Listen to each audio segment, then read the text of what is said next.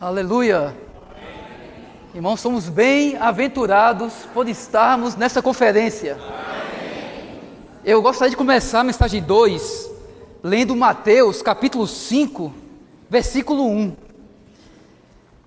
Mateus 5, versículo 1, fala assim: vendo Jesus as multidões, subiu ao monte, e tendo-se assentado, aproximaram-se dele os seus discípulos. Aqui, irmãos, no meu conceito antigo, eu achava que esse sermão do monte, o Senhor falou para a multidão. Mas lendo com cuidado, nós vemos quem é o público, quem é que ouve essa constituição do reino de Mateus 5 a 7. Olha o que fala: vendo Jesus as multidões, ele subiu ao monte e, tendo-se assentado, aproximaram-se dele os seus discípulos. Irmãos, nessa noite, queremos ser os discípulos do Senhor. Amém. Queremos nos aproximar para ouvir. Olha o versículo 2, fala: e ele, abrindo a boca, ensinava-os, dizendo. Aí começam as 9 bem-aventuranças. Nós estamos aqui hoje por causa do abrir da boca do Senhor. Então, nós dependemos disso para nós vivermos. O Senhor nos ensina quando Ele abre a sua boca. Temos que ter esse sentimento essa noite: Senhor, abra a sua boca. Então ele começa, né? Bem-aventurados os pobres em espírito, que lemos agora, porque deles é o reino dos céus. Aqui é interessante, irmãos, que só em Mateus essa expressão reino dos céus é usada. Em todo lugar fala do reino de Deus, mas em Mateus fala sobre o reino dos céus. Qual a diferença entre reino de Deus e reino dos céus? Quem tem a versão restauração, se virar a página, né, da versão restauração, na página 28, tem um diagrama. Então, quem puder acompanhar aí vai ser melhor. A gente vê, irmãos, que o reino de Deus, ele vai da eternidade passada até a eternidade futura. Ele inclui então todo o Antigo Testamento, todo o Novo Testamento, o reino milenar, a Nova Jerusalém, tudo isso é o reino de Deus. Só que Mateus, ele fala de uma seção específica, ele fala de reino dos céus. E o Senhor Jesus, ele fala, né, arrependei-vos, porque está próximo o reino dos céus. Mas, se a gente observar, o reino de Deus já estava ali. Sempre esteve o reino de Deus. Mas e o reino dos céus? Pois ele tem um início. O reino dos céus começa logo após o seu derramar-se como Espírito. Então, ou seja, quando a igreja é produzida, aí começa o reino dos céus. E vai até o reino milenar. E vai até eu falo aqui, a parte celestial do reino milenar. Então hoje, mais especificamente, nós estamos no reino dos céus. No reino dos céus. Obviamente que o reino dos céus está dentro do reino de Deus. Mas hoje nós estamos no reino dos céus. O reino dos céus tem 3 aspectos. Tem um aspecto da aparência. A aparência do reino é o que vemos em Mateus 13, quando ele fala sobre joio, quando ele fala sobre fermento, quando ele fala sobre a grande árvore. Isso é a aparência do reino, o que chamamos de cristandade, ou falsos cristãos. Parece ser, não, eu também sou crente, eu sou cristão e tal, mas não tem experiência de ser redimido, regenerado. Isso é a aparência do reino. E no reino dos céus estão quem? Os verdadeiros cristãos, que foram redimidos, foram regenerados, quando creram no Senhor. Eles estão no reino dos céus. Mas se você olhar aí, tem um círculo aqui, né, pontilhado, que fala da realidade do reino dos céus. Então temos a aparência, que é a cristandade, e temos a realidade. Irmãos, a realidade do reino dos céus é para onde essa conferência quer nos levar. Amém. Quer nos introduzir na realidade do reino. E depois vai ter a manifestação. A manifestação do reino começa com a vinda do Senhor até o final do reino milenar. E aí termina essa época do reino dos céus, e aí retoma o reino de Deus, né? Não que retoma, mas continua agora o reino de Deus. Então veja, qual é o ponto aqui? O ponto, irmãos, é que todos estamos aqui. Se nós cremos no Senhor, se nós fomos redimidos e fomos regenerados, nós estamos no reino dos céus. A questão agora é, nós estamos na realidade do reino dos céus? Esse é o ponto.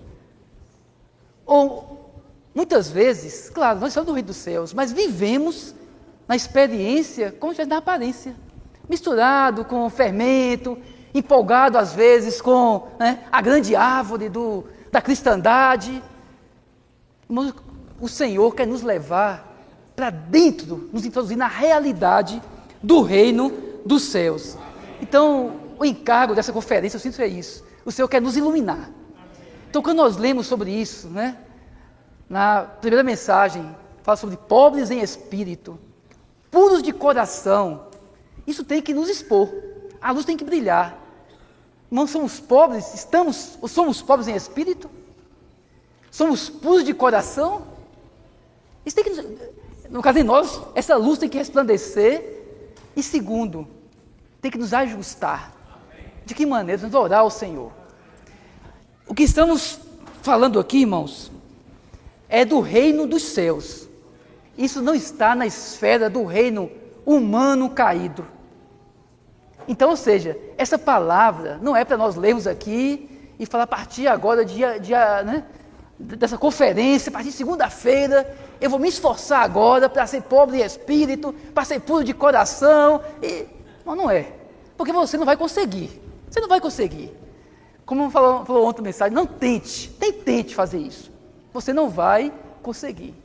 O que nós precisamos é perceber que, na realidade do reino dos céus, nós vivemos a nossa vida humana por uma outra vida, pela vida divina. A vida humana mesclada com a vida divina. É isso, e é para isso que o Senhor quer nos levar. Então agora, nós vamos perceber uma coisa, que o fundamento das 9 bem-aventuranças é ser pobres em espírito. Então tudo começa aí. Se nós não formos pobres em espírito, esqueça o restante. Não há como a gente ser puro de coração. Essa mensagem vai falar sobre os que choram, falar sobre os pacificadores, sobre os mansos. É impossível sermos qualquer dessas coisas aqui se nós não formos pobres em espírito. Esse é o fundamento, essa é a base. O que nós precisamos é sermos esvaziados, descarregados, desapegados, como falou, das experiências passadas, de nossos conceitos, onde tudo que já passou, e cada dia precisamos ser pobres em espírito. Que o Senhor nos esvazie, inclusive nessa noite. Talvez vamos ler coisas aqui, isso aqui eu conheci, tem irmãos que falam isso aqui de cor. Eu falo, não, já conheço já, Mateus 5, 3, 4, 5, ele pode recitar tudo isso aqui. Mas o ponto aqui é que nesta noite, se nós não formos pobres em espírito, nós vamos perder o nosso tempo. Vamos estar aqui sentados, ouvindo uma palavra, para depois aqui ficar conversando, vamos perder tempo. Então o ponto aqui é que o Senhor nos introduza na realidade. O Senhor quer nos levar à realidade do reino dos céus. Então agora, vamos entrar na mensagem 2, fala sobre as bem-aventuranças daqueles que choram, daqueles que são mansos e daqueles que são pacificadores, chamados filhos de Deus. E aí Mateus capítulo 5, versículo 4, fala isso. Bem-aventurados, como o Márcio falou, felizes, benditos, os que choram, porque serão consolados. Aqui já começa a gente ver que já é contrário ao que nós pensamos. O que nós pensamos, rapaz, bendito, feliz, são os que sorriem, os que estão satisfeitos, que andam alegres. Mas o Senhor, logo depois de falar sobre ser pobre de espírito, sabe o que ele fala? Bem-aventurados, felizes os que choram, felizes os que choram. Tem uma mensagem do irmão Watmani, que aí eu preciso ler uma parte dela aqui, alguma porção. Essa mensagem, que quiser saber, está na coletânea das obras de Watmani, volume 19, mensagem 5. Mensagem 5. Acho que em português não temos essa mensagem, né? Não temos em português. O título é Lágrimas. Lágrimas. Eu vou ler só algumas partes, só para termos uma impressão acerca desse assunto, sobre chorar, sobre derramar lágrimas. Então aqui essa é baseada em Hebreus capítulo 5, versículo 7, que fala que o Senhor, orando ao Pai, fala com forte clamor e lágrimas. O Senhor derramou lágrimas. Então é baseado nesse capítulo, que essa mensagem é extensa. Eu só vou ler algumas partes, obviamente, dela, né? Então fala assim, logo uma parte que fala assim: não gosto de ver homens tão orgulhosos que consideram o ato de chorar algo que os homens não deveriam fazer. Alguns chegam a considerar que não chorar é um sinal de coragem. Alguns pensam que ao não chorar parecem ser melhores e mais notáveis do que os outros. Receio que isso não seja de todo verdade. Eu diria antes, olha o que fala aqui, que um olho seco indica que existe um coração seco e endurecido dentro dessas pessoas. Isso nos diz que o coração é desafiador, não tem sentimentos e está dormente como madeira e pedra. Muitas vezes, derramar lágrimas revela o coração de uma pessoa. Nada revela tanto o que está no coração quanto as lágrimas. Portanto, as lágrimas são a válvula de escape do coração. Outra parte fala assim: as lágrimas são a porção comum dos homens na terra. Olha o que fala aqui, irmãos. Por esta razão, o nosso Senhor também chorou. Embora a Bíblia registre sua alegria, ela nunca registra seu riso. Interessante? Quando nunca vemos que o Senhor sorriu, mas fala que o Senhor chorou. Em Hebreus 5,7 vemos que as lágrimas do Senhor estão no plural. Isso nos mostra que ele chorava frequentemente. Isaías 53 também diz que ele era um homem de dores e sabia o que era sofrer. O Salmo 6,6 diz: com as minhas lágrimas inundo o meu leito. Davi falando, né? Com as minhas lágrimas inundo o meu leito. Fala, Deus não valoriza as nossas lágrimas derramadas em público. Lágrimas que os outros podem ver. Ele valoriza as lágrimas derramadas em segredo. Lágrimas que são derramadas por Ele. Lágrimas adequadas e preciosas são lágrimas para Deus. Lágrimas derramadas à noite. O derramamento de lágrimas é um sinal de um coração quebrantado. Portanto, antes que as lágrimas possam escorrer dos olhos, elas devem primeiro escorrer do coração. Na história da mulher, em Lucas 7, vocês não sabem qual é a história, né? Que a mulher chorava e regava os pés do Senhor com as lágrimas e enxugava com os cabelos. Aí fala nessa história, ela regou os pés do Senhor com as suas lágrimas. Quando chegamos ao Senhor, embora não tenhamos muito dinheiro para comprar unguento, para ungir a sua cabeça e os seus pés, podemos oferecer-lhe as nossas lágrimas. Graças ao Senhor, O unguento é bom, mas as lágrimas são melhores. É melhor vir ao Senhor com lágrimas do que vir a Ele sem lágrimas. Tragam todas as lágrimas dos seus olhos a Ele. Falando de oração, ele fala assim, o Salmo 39:12 fala: não emudeças à vista de minhas lágrimas. A melhor maneira de receber a resposta de Deus à nossa oração é orar com lágrimas diante dele. Se as nossas orações forem temperadas com lágrimas, elas serão respondidas muito mais cedo. Aí ele fala de Ezequias, né? Em 2 Reis 20, versículos 5 e 6, lembra que Ezequias está doente, ia morrer. O que Ezequias fez? Né? Ezequias orou, fala, e chorou. Aí fala assim, olha, está em 2 Reis 20, 5 e 6 diz, o Senhor fala, ouvi a tua oração, vi as tuas lágrimas. O Senhor fala, ouvi a tua oração, vi as tuas lágrimas. Como é maravilhoso que Deus veja as nossas lágrimas. Ezequias orou pela sua longevidade com lágrimas e Deus respondeu. Isso significa que Deus se agrada das nossas orações chorosas, né?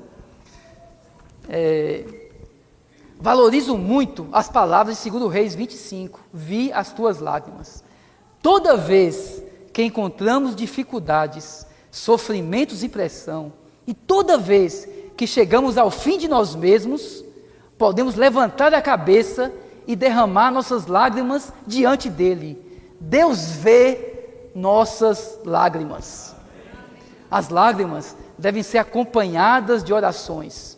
Toda vez que choramos, sofremos e sentimos tristeza, devemos também orar. Podemos contar a Deus, ouça isso, podemos contar a Deus os nossos sofrimentos e tristezas através da nossa oração. Muitas vezes é inútil duas pessoas chorarem uma para a outra, mas é útil chorar para Deus, porque Deus vê as nossas lágrimas e responderá às nossas orações. De fato, Deus conta cada gota das nossas lágrimas. Isso é um salmo. Fala assim, não é muito significativo chorar diante de outros homens, e as lágrimas não contam muito. Onde então devemos ir para chorar? E quando devemos chorar? Choramos diante de Deus, aquele que nos ama e se importa conosco acima de tudo. Com Deus podemos chorar até que o nosso coração esteja totalmente aliviado, porque Ele se importa conosco. Para concluir, ele fala assim, não há amante do Senhor que não chore. Devemos sofrer pelos pecadores a ponto de chorar por eles. Devemos chorar porque a glória de Deus é desafiada, e devemos chorar em angústia porque o inimigo ainda não está preso. Jeremias foi um profeta muito usado pelo Senhor. Ele o foi por causa de suas lágrimas. Ele estava ansioso, se sentia responsável pelos filhos de Deus e chorava por eles dia e noite. As lágrimas são indispensáveis. Este mundo precisa de mais lágrimas para o lavar. Nossa vida espiritual é mantida por lágrimas. Muitos pecadores estão esperando pelo nosso trabalho de semeadura com lágrimas. Hoje, as consagrações dos homens são muito inadequadas. Muitos consagraram seus corpos, sua energia, seu tempo e seu dinheiro, mas não consagraram suas lágrimas. Não é de admirar que muitos trabalhos não estejam completos e muitos crentes não sejam devidamente edificados. Para concluir, fala de Paulo. Fala que Paulo, lembra em Atos 20, ele fala que ele, por 3 anos, né, ele falava assim, chorava pelos irmãos ali em Éfeso, dia e noite, admoestando com lágrimas, né? E é interessante, irmãos, que mostra que em 2 Coríntios 2,4, Paulo fala que ele escreveu aquela epístola, a primeira, lembra? Problemática, que ele foi duro, ele foi franco ali nas suas palavras.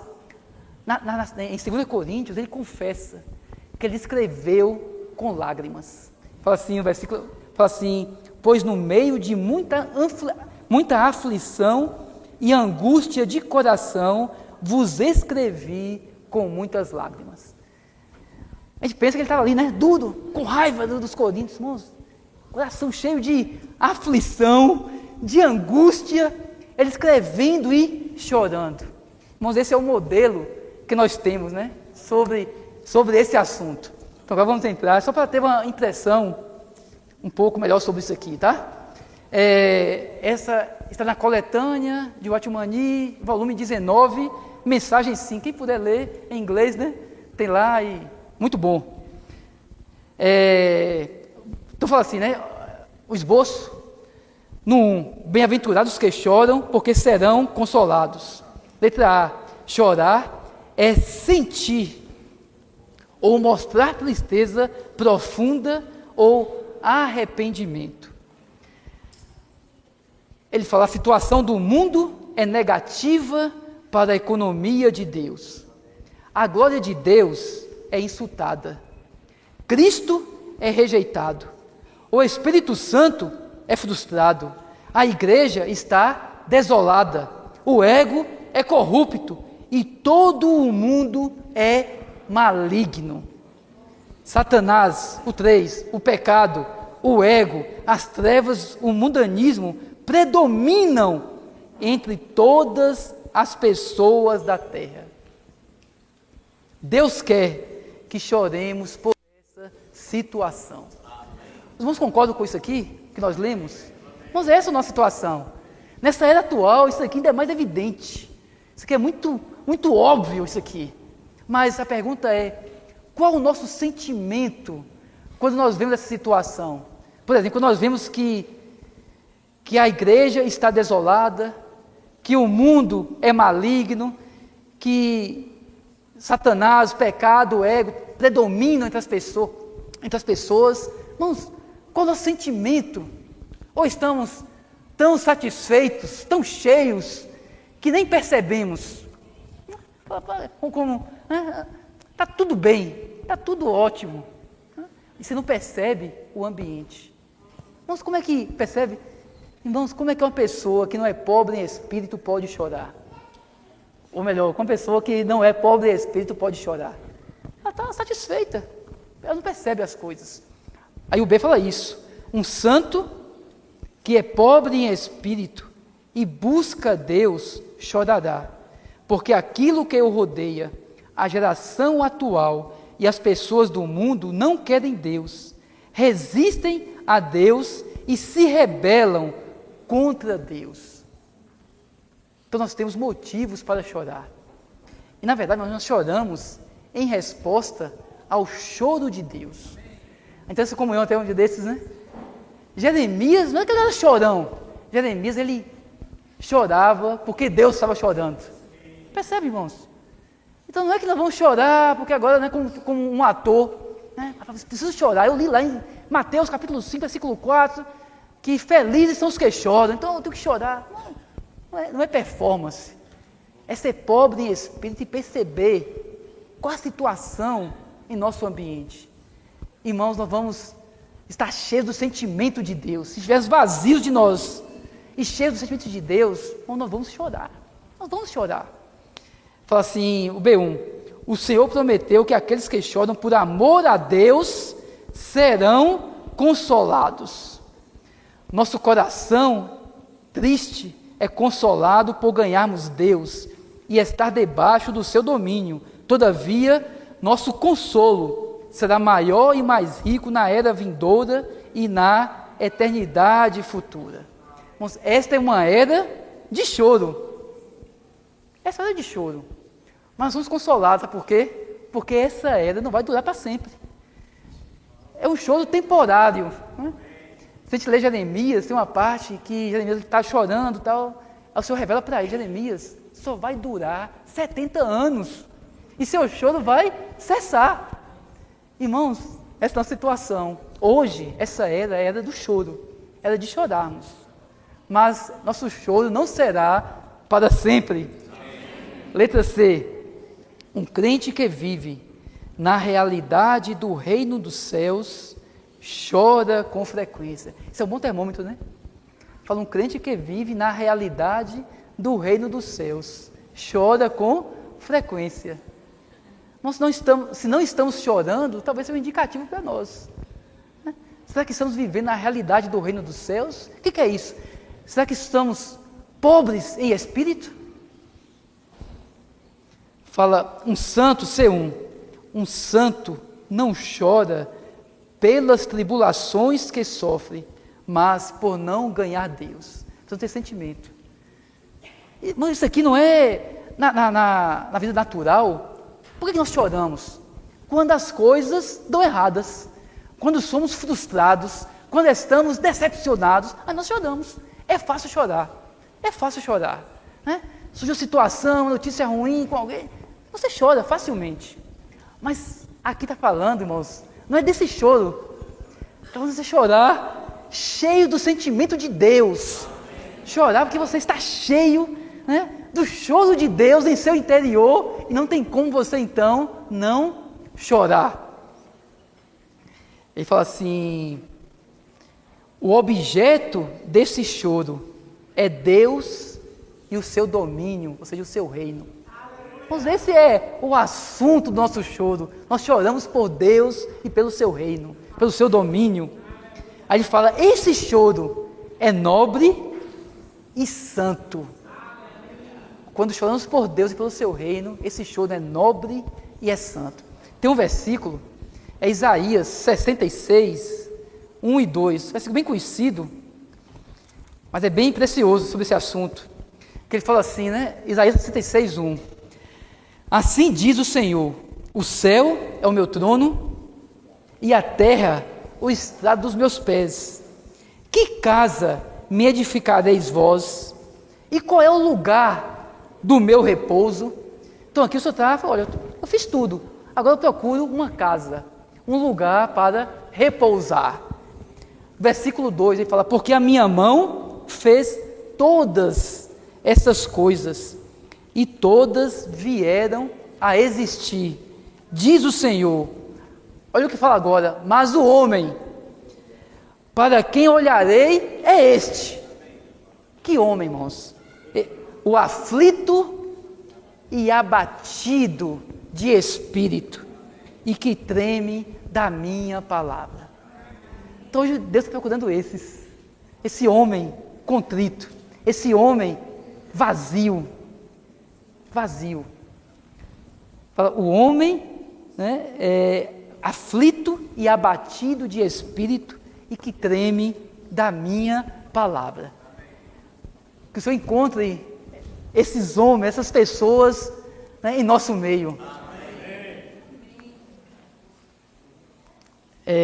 C4. Aqueles que choram serão consolados por Deus. Isso é uma promessa, né? Felizes são os que choram, bem-aventurados os que choram, porque serão consolados. Esse consolo não é porque deu tudo certo, mas porque Deus que nos consola. D. Se formos pobres em espírito, certamente choraremos. Esse é o ponto que está enfatizado, né? Nós só vamos chorar se formos pobres em espírito. Por isso que essa é a base. A base de todas as bem-aventuranças é ser pobre em espírito. Mas quando é que vamos chorar? Se formos pobres em espírito. Um espírito cheio, satisfeito com outras coisas, não vai chorar. Tem que perceber isso. Se a gente estiver cheio com outras coisas, estivermos embriagados com outras coisas, não vamos chorar. Não vamos chorar. Vamos ser leves, frívolos. O que a gente precisa, irmãos, é estar vazios de nós mesmos, cheios do sentimento de Deus. D1.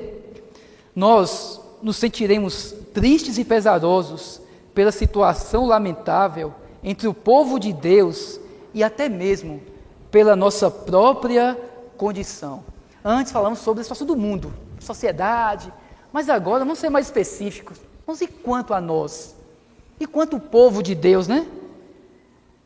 Será que nós temos sentimentos sobre a situação lamentável em que se encontra o povo de Deus? 2. A situação entre o povo de Deus hoje é de fato digna de choro. Irmãos, e isso nos inclui. Às vezes fala povo de Deus, pensa, mas são os irmãos da religião, falando de nós. Irmãos, como é que está a nossa vida da igreja? Como é que está a nossa igreja local, a nossa igreja onde nós nos reunimos?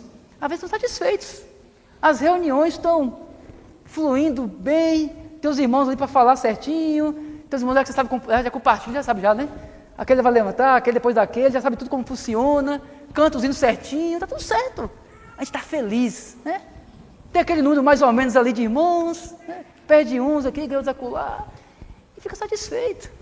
A gente não percebe, irmãos, a situação lamentável em que nós estamos, às vezes que os irmãos que estão conosco também estão.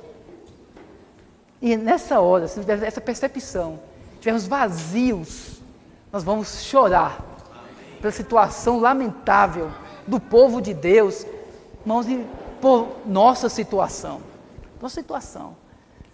Por exemplo, será que a gente consegue perceber, né, num grupo de, digamos, 50 irmãos reunidos em uma cidade, quantos ali de fato estão buscando ou vivendo na realidade do reino dos céus? Será que, como os irmãos estão vivendo, aqueles 50 ali está bom demais, está tudo certo? Percebe? Que o Senhor nos ilumine. Amém. E mostre, irmãos, nossa situação dos irmãos que estão conosco, a situação do povo de Deus, é a situação do mundo. Nós temos muitos motivos para chorar, muitos motivos. Estamos no D3. Para a vida do reino, nós também temos de chorar. D4. Temos de chorar a respeito de nós mesmos, da nossa sociedade e do cristianismo de hoje. Não é que nós estamos desencorajados, decepcionados, frustrados. Nós não estamos. Mas nós choramos, porque nós estamos vazios, estamos pobres em espírito. E dessa maneira vamos ser cheios do sentimento de Deus. E vamos sentir o que Deus está sentindo com relação ao mundo, com relação à nossa vida da igreja, com relação aos irmãos que estão conosco, com relação a nós mesmos. O que Deus está sentindo, nós vamos sentir, vamos refletir esse sentimento de Deus. D5. Quando olhamos para Cristo, nós nos alegramos e nos regozijamos. Mas quando olhamos para nós mesmos e para os outros ao nosso redor, nós temos de chorar. Ele fala que a vida do cristão é essa. O cristão que vive na realidade do reino dos céus, ele se alegra e chora. Essa é a vida do cristão. Por um lado, ele se alegra quando ele olha para o Senhor, quando ele olha para os santos buscando o Senhor, ele fica feliz, né? Por exemplo, nessa conferência, quantos irmãos se dispuseram, a viajar quilômetros para estar aqui buscando o Senhor nessa comunhão? Quando você olha isso, de fato, é motivo de alegria. Mas quando olhamos e fala, para nós mesmos e para o nosso ambiente, aí muitas vezes nós temos de chorar. Então, para ficar claro, não é um choro performático, não é um choro de, agora eu vou chorar e começar, mas é um choro de brota do coração de Deus, é um choro de Deus. Você é apenas, isso que é o reino dos céus. A realidade do reino é você viver, você é tão um com o Senhor, que o que Deus sente, você então sente. Mas é para isso que o Senhor quer nos levar. Aí, ao ouvir isso, qual é o nosso sentimento? Aí talvez você possa fazer aqui um cheque. Eu já choro muito mesmo. Então aqui é tranquilo. Esse aqui, Mateus 5,4, é comigo mesmo. Porque chorar, Não tem irmãos assim que choram fácil e tal, né? Às vezes mais das irmãs até, tem uma questão talvez hormonal aí envolvida e tal. Irmão, não é disso que estamos falando, não. Estamos falando de sermos cheios com o sentimento de Deus, cheios com o choro de Deus. Se não temos nenhum sentimento ao ouvir isso, uns poucos você olha aqui, papai, vontade de chorar nenhum, não percebo nada disso. Mas o que temos que fazer? Ir ao Senhor. Né? Senhor, o Senhor fala que bem-aventurados que choram. Senhor, eu não tenho vontade de chorar nenhuma. Não tenho vontade de chorar, não vejo nada disso. Mas temos que ir ao Senhor. Temos que ir ao Rei do reino dos céus. Mas é esse Rei vivendo em nós que vai produzir isso aqui. Percebe? Então esse é bem-aventurados que choram. Agora vamos passar para o segundo ponto, que é bem-aventurado os mansos, porque herdarão a terra. Aqui novamente é um conceito contrário ao nosso entendimento natural. Porque nós pensamos, para herdar a terra, alguém que herda alguma coisa tem que lutar, tem que correr atrás, você não pode ficar esperando para herdar, você tem que correr atrás, tem que lutar. Mas o Senhor fala que quem vai herdar a terra são os mansos. Os mansos é que vão herdar a terra. Olha a definição de manso.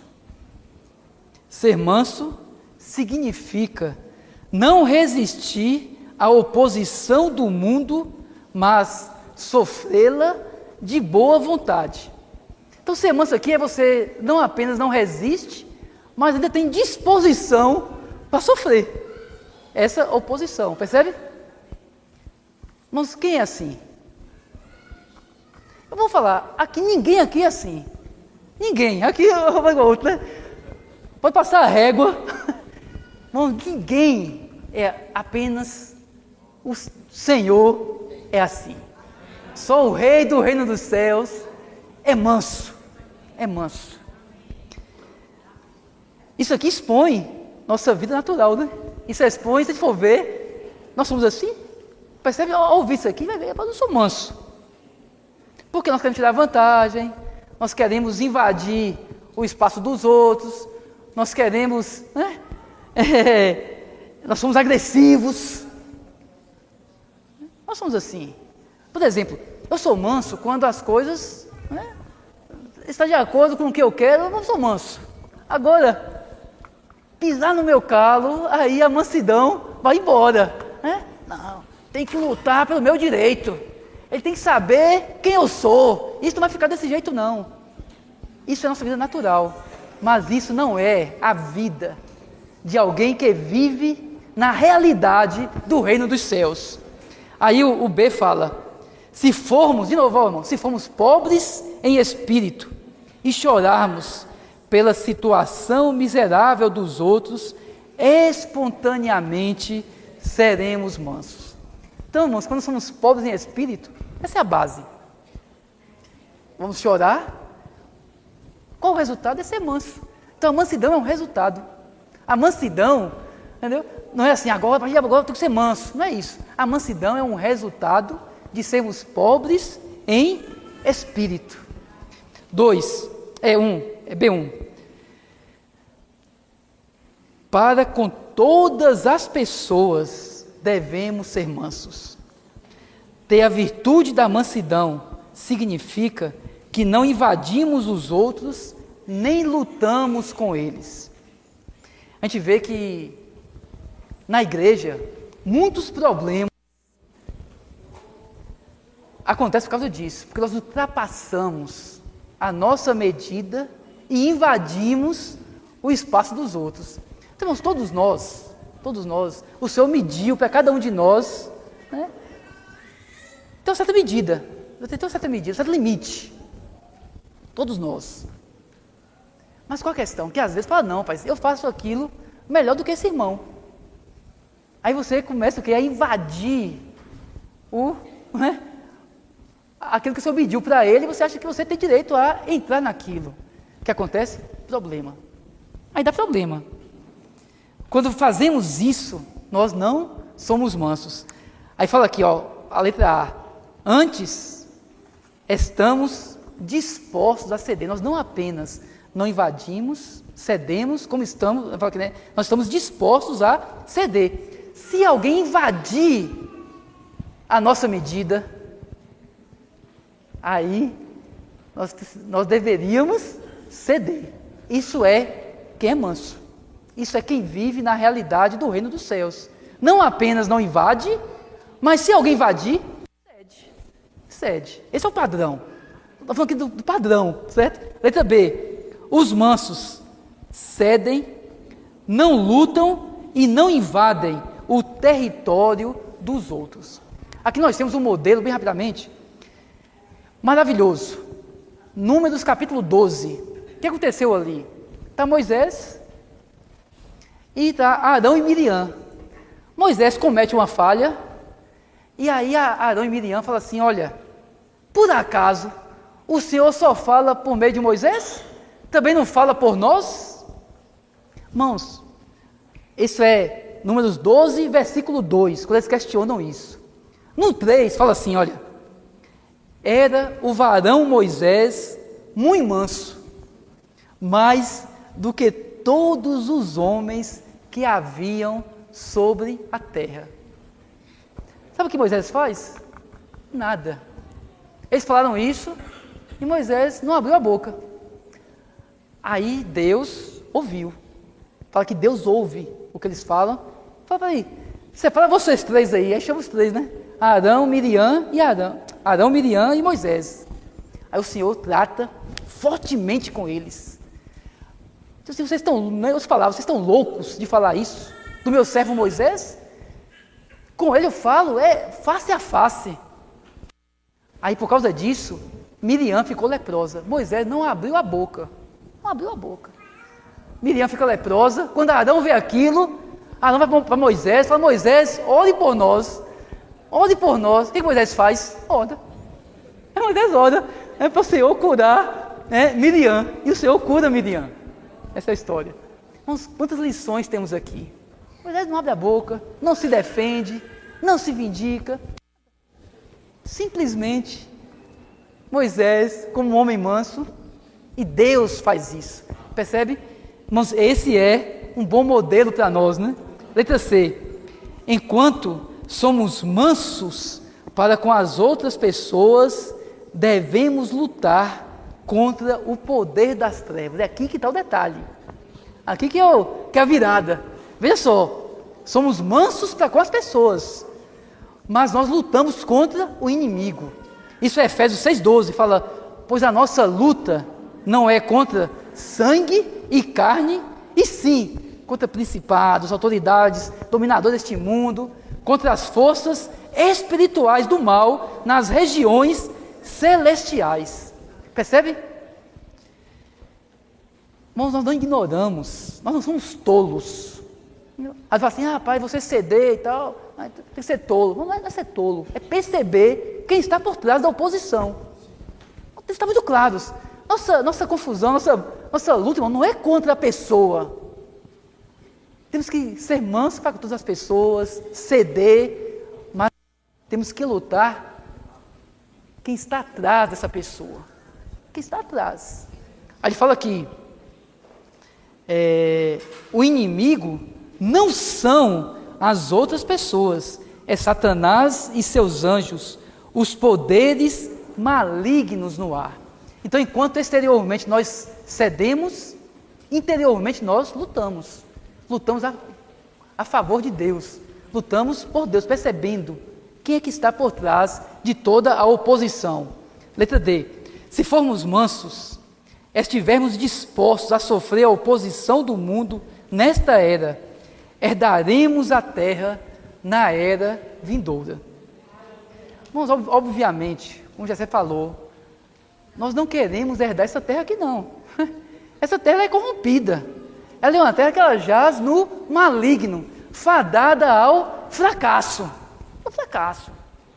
É por isso, irmãos, que é lamentável quando nós vemos cristãos envolvidos com política. Ela fala, nossa, o cidadão tem que... Tudo certo, tudo bem. Você cidadão tem direito. Observe. Está lutando por uma massa falida, uma empresa falida, que não tem solução. Não tem solução. Esse mundo ele jaz no maligno. Mas nós vamos herdar uma nova terra. Né? Lembra quando o Senhor fala lá, né? Muito bem, servo bom e fiel, foste fiel num pouco, você vai reinar agora sobre 5 cidades.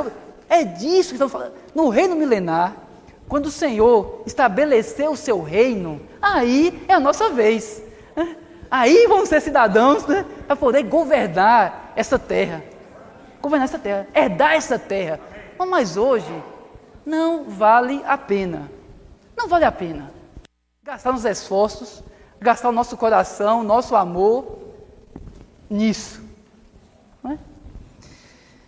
Letra E. O Senhor Jesus disse a respeito de si mesmo: sou manso de coração, em Mateus 11, 29. Esse versículo ele é maravilhoso. Primeiro é um convite, né? 11, 28, vinde a mim, todos que estáis cansados, sobrecarregados, e eu vos aliviarei. Ao 29, tomai sobre vós o meu jugo e aprendei de mim, porque sou manso e humilde de coração, e achareis descanso para a vossa alma. Aqui fala de aprender. Só aprende quem é pobre em espírito. Se você não é pobre em espírito, você não aprende. Então, para aprender com o Senhor, precisamos ser pobres em espírito. Aí o Senhor fala: olha, aprendei de mim. E o Senhor dá um segredo aqui. Sabe qual é o segredo dele? O Senhor era manso, porque o Senhor tomava o jugo do Pai, ou seja, a vontade do Pai. O jugo aqui é a vontade do Pai.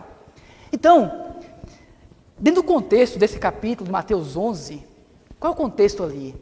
O Senhor ele é difamado em seu ministério, ele era rejeitado pelas grandes cidades. Então ele chegava, ele era rejeitado, era difamado. Sabe o que o Senhor faz? Ele adora o Pai. Esse é Mateus 11, 25, 26 ali, mesmo capítulo. Antes de falar de vinde a mim, ele fala disso. Ele fala bendito Pai e tal, né? Porque ele percebe que o caminho do Pai era esse. Em sua economia, para levar a cabo ali, o que ele fazia? Aquela situação de oposição, de rejeição, era a vontade do Pai. Então você era manso. Porque ele tomava a vontade do Pai. Aí fala assim, olha, ao enfrentar a oposição, o Senhor Jesus foi sempre manso. Ele percebia que toda a situação era a vontade do Pai. Então assim, ao Senhor fala, olha, aprendei de mim, tomai sobre vós o meu jugo. Nós percebemos que a vontade do Senhor, aquela situação, aquela oposição, vamos ser mansos. O resultado vai ser o quê? Mansidão. Vamos ser mansos. Que vamos perceber primeiro que isso é a vontade do Pai. Que fala que o meu jugo é suave e o meu fardo é leve, né? Aí no E2 fala, Paulo, em 2 Coríntios, fala da mansidão de Cristo. Nesse versículo, aqui Paulo, ele está na situação de os coríntios. Fala, Paulo, você está levando alguma vantagem sobre nós. Meio que até financeira e tal. Ele está sofrendo meio que uma oposição ali, né, dos coríntios. E Paulo, então, ele está vindicando ali seu ministério apostólico. Olha o que Paulo fala. 2 Coríntios 10:1. Mas eu mesmo, Paulo, vos rogo pela mansidão e bondade de Cristo. Paulo roga aos irmãos pela mansidão e bondade de Cristo. Aí fala assim, irmãos, a mansidão é uma virtude da humanidade de Cristo pela vida divina. A mansidão de Cristo não é algo simples, porque está na sua humanidade e é pela vida divina. Quando estava na terra, o Senhor Jesus viveu uma vida humana pela vida divina, por meio desse mesclar da divindade com a humanidade. A virtude da mansidão foi manifestada. Mas aqui está o segredo. Então, mansidão é o que é? Nós não temos mansidão em nós. Temos que entender isso. Essa mansidão é uma virtude que está na humanidade de Cristo, que vivia pela vida divina. Isso está onde hoje? Dentro de nós, em nosso espírito. Então, quando nós nos esvaziamos de nós mesmos, do que nós somos descarregados, o que acontece? Esse que é manso, ele vem viver em nós. Então agora vamos viver uma vida humana pela vida divina. Mas qual o resultado? Mansidão. Nós vamos ser mansos, percebe? Aí vamos ser felizes, né? Bem-aventurados os mansos, porque herdarão a terra. 3. A mansidão de Cristo vê-se na maneira como ele entrou em Jerusalém, como descrito em Mateus 21, de 1 a 11. Ele era manso e montado no jumento, e no jumentinho, cria de animal de carga. Interessante demais. Aqui em Mateus 21, 5 fala assim, né? Fala de uma profecia, fala: dizei à filha de Sião, eis que vem a ti o teu rei, manso e montado num jumento, e no jumentinho, cria de animal de carga. Então fala que nosso rei é manso. E esse rei manso, ele não apenas é manso interiormente, mas também é manso exteriormente, como ele se apresentava. Então imagina só, aqui na terra, vamos dizer assim, num momento de maior glória humana, o Senhor entra montado no jumento, no jumentinho. Não há ali uma imagem de oponência, de coisa assim, de mostrar poder. Não entra montado no jumentinho. Se você vê um rei montado no jumentinho, você fala: rapaz. mas o nosso rei é um rei manso. E até quando ele se apresentava exteriormente, ele era manso. Aí fala assim, B, isso representa o estado manso e humilde, no qual o Senhor estava disposto a apresentar-se. Cristo, o Rei Celestial, não veio com esplendor arrogante, mas com mansidão, suave e humilde. Isso é precioso demais. O Senhor não veio com esplendor arrogante. Muitos problemas em nossa vida da igreja estão na nossa arrogância. Arrogância. Nós servimos aos irmãos com arrogância. Somos arrogantes com os irmãos. Arrogantes. Eu pergunto, quem é maior? É quem serve ou quem é servido? Obviamente, quem é servido. Você chega num restaurante, está ali sendo servido, obviamente você ali é maior. Irmãos, qual é a lógica de você estar servindo aos santos e ser arrogante? Não faz sentido. Por exemplo, aqui, eu já sei aqui, especificamente nessa conferência, estamos aqui servindo aos irmãos. Isso quer dizer o quê? Os irmãos são maiores do que nós, percebe? Aí tem lógica a gente achar que alguma coisa, com arrogância, não fala comigo não, porque eu falei na conferência. Mas não faz sentido. Não faz sentido, até humanamente falando, não faz sentido.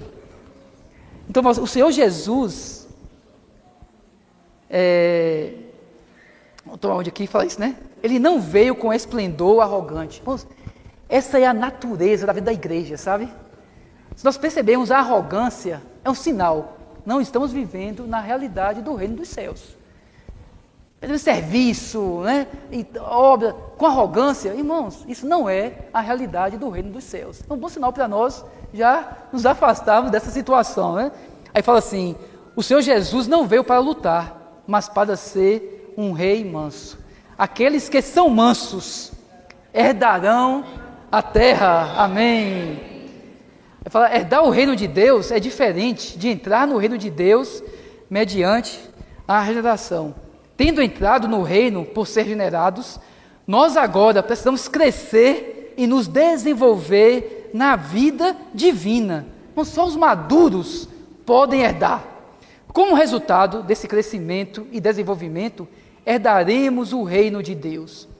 Não podemos herdar o reino de Deus a menos que cresçamos até chegar à maturidade no desenvolvimento adequado da vida divina. Irmãos, nós estamos no reino. E agora? Temos que crescer. Tem que haver um desenvolvimento da vida divina. É assim que vamos ser mansos. Então, a mansidão, ser manso, é um resultado do crescimento em vida. Quanto mais crescemos em vida, mais mansos seremos. Quanto menos crescemos em vida, quanto mais infantis formos, mais arrogância, mais confusão. Então, que o Senhor possa nos iluminar. E agora, com pouquíssimo tempo que temos aqui, vamos concluir o ponto 3, que fala: bem-aventurados os pacificadores, porque serão chamados filhos de Deus. Fala, Satanás, o rebelde, é o instigador de toda a rebelião. Irmãos, rebelião, ela causa disputa e tira paz. Toda rebelião, pode ver, tem uma rebelião, tem disputa ali e tira a paz, que é uma condição essencial para que haja edificação. Não só edificação se houver paz. Por isso que nas epístolas há muito graça e paz. Muito, né? Paz, graça e paz. Porque sem paz, irmão, não há edificação. E Satanás é quem instiga a rebelião. Aí fala, para o reino dos céus, debaixo do seu governo celestial, devemos ser aqueles que fazem a paz entre os homens. Ou seja, nós fazemos a paz, nós criamos a paz, nós não criamos problemas. Muitas vezes a gente cria problema, mas um pacificador, ele cria paz, ele faz a paz. Hebreus fala isso, 12:14, né? Fala, buscai a paz com todos. Buscai a paz com todos. Aí fala, nosso Pai é o Deus da paz, tendo uma vida pacífica com uma natureza pacífica, a fim de sermos pacificadores. Nós, como aqueles nascidos dele, devemos andar em sua vida divina e segundo a sua natureza divina. Então, nosso Pai, ele tem uma vida de paz, natureza pacífica. Nós, seus filhos, vamos apenas expressar isso. Mas como é que a gente faz isso? Andando na sua vida e em sua natureza. Ou seja, não é fazendo acordos. Não se faz paz fazendo acordos. Fala assim, olha, aquilo que você me falou me chateou, então não fale mais assim comigo não. Isso é um acordo. Agora, quando você anda na vida de Deus e na natureza de Deus, qual o resultado? Paz. Porque Deus é paz. A sua vida é pacífica, sua natureza é pacífica. 3, né? Dessa maneira expressaremos a sua vida e natureza e seremos chamados filhos de Deus. Irmãos, os pacificadores bem-aventurados serão chamados filhos de Deus. Interessante, né? O pacificador, aqui não é chamado de pacificador, é chamado filho de Deus. Então, se somos pacificadores, as pessoas falam, rapaz, ele é um filho de Deus. Se nós fazemos a paz, nós criamos a paz, nós seremos reconhecidos como filhos de Deus. Aí fala aqui, os crentes são filhos de Deus, e então eles gradualmente crescem para se tornarem filhos maduros de Deus. Irmãos, esse é o ponto. Como é que esse pacificador, isso de maneira prática, crescendo em vida? Já viu duas crianças brincando? Mas com pouco tempo estão brigando. Pouco tempo ali é confusão, né? Esse brinquedo é meu, esse eu quero brincar com esse aqui nessa hora, é confusão. Mas ele vai crescendo.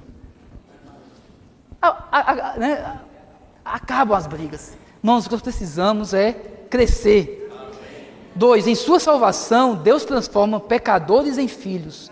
O pensamento central do livro de Romanos é que em sua salvação, Deus torna os pecadores seus filhos com sua vida e natureza, a fim de que eles se tornem os elementos constituintes do corpo de Cristo para a sua expressão. Romanos 8 especificamente enfatiza a filiação. Aí fala assim, o versículo 14 diz, todos os que são guiados pelo Espírito de Deus são filhos de Deus. Isso é importante. Em Romanos 8, fala filhos, em português é só filho, né? Filho é filho. Você é bebezinho, você é adolescente, mas aqui no grego tem diferenças, né? Então assim, em 8,14 não está falando de filhos crianças, fala os que são guiados pelo Espírito, ou seja, são filhos mais crescidos, não são filhos crianças de Deus, certo? Aí ele fala, isso indica que podemos saber que somos filhos de Deus pelo fato de sermos guiados pelo Espírito. O guiar do Espírito nos marca como filhos de Deus no crescimento de vida. Quanto mais somos guiados pelo Espírito, quer dizer o quê? Que estamos crescendo em vida, crescendo em vida, crescendo em vida, até chegar no 19, que fala, no B, né? O 19 continua: a ardente expectativa da criação aguarda ansiosamente a revelação dos filhos de Deus. Esse versículo fala da manifestação ou da revelação dos filhos de Deus. Isso aqui são os filhos maduros, plenamente. Quando estivermos plenamente maduros, seremos revelados, seremos manifestados. Então, irmãos, isso mostra num processo. Estamos num processo de crescimento. Que possamos crescer mais em vida, para que mais essa vida de nosso Deus da paz, nosso Pai que é pacífico, possa ser manifestado em nós. E para concluir, Gálatas capítulo 3, 26 diz, olha o que fala isso aqui, irmãos: todos vós sois filhos de Deus mediante a fé em Cristo Jesus. Isso aqui é uma palavra de encorajamento. Ele conclui o seguinte: talvez ao ouvir essa mensagem, você pensa, rapaz, eu não sou tão crescido, então essa mensagem não é para mim. Mas observe que aqui em Gálatas fala: todos vós sois filhos de Deus. E aqui, esse filhos aqui é filhos maiores de Deus, filhos crescidos. Então todos nós somos filhos crescidos de Deus, mediante o quê? A fé em Cristo Jesus. Irmãos, é em Cristo que nós somos filhos crescidos de Deus, percebe? Às vezes a gente quer, irmão, viver o reino dos céus em nós mesmos, com nossa natureza. Não vai conseguir. Mas em Cristo, todos nós somos filhos de Deus. Fala fé em Cristo, nos introduz em Cristo e nos faz um com Cristo, em quem está a filiação. Cristo é o Filho amado e nós estamos em Cristo. Então nós somos os filhos amados de Deus. Devemos ser identificados com Cristo mediante a fé, para que nele nós sejamos filhos de Deus. Irmãos, aleluia. Que o Senhor nos ilumine, que o Senhor nos leve, nos introduza na realidade do reino dos céus. Vamos confessar ao Senhor que somos carentes da abertura da sua boca. Irmãos, que nós nunca cansemos de subir ao monte com o Senhor para ouvir seus ensinamentos, por meio dele abrir a sua boca. Que o Senhor nos esvazie, nos torne pobres em espírito. Irmãos, e tudo isso vai acontecer conosco. Amém.